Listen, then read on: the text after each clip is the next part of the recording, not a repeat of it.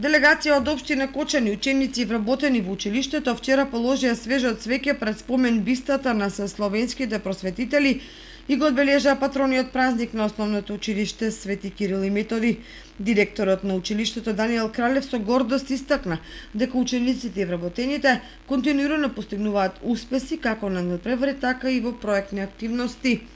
Би сакал да кажам дека за разлика од изминатите години, оваа година, како и претходната година, поради пандемијата со вирусот COVID-19,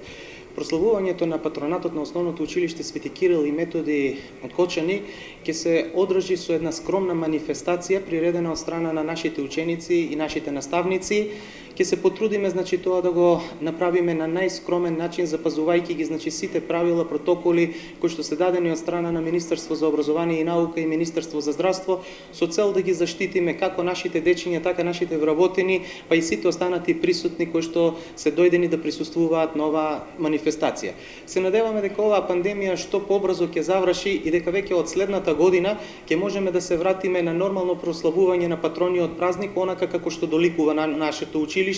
како што сме знаеле во минатото да го прославуваме во Домот на културата, овде во холот на училиштето, и се надевам дека ќе имаме можност веќе од следната година повторно оваа манифестација да ја направиме онаква каква што доликува на нашето училиште. На свеченоста беше прогласен и ученик на генерацијата 2018-2022, а за првенец без конкуренција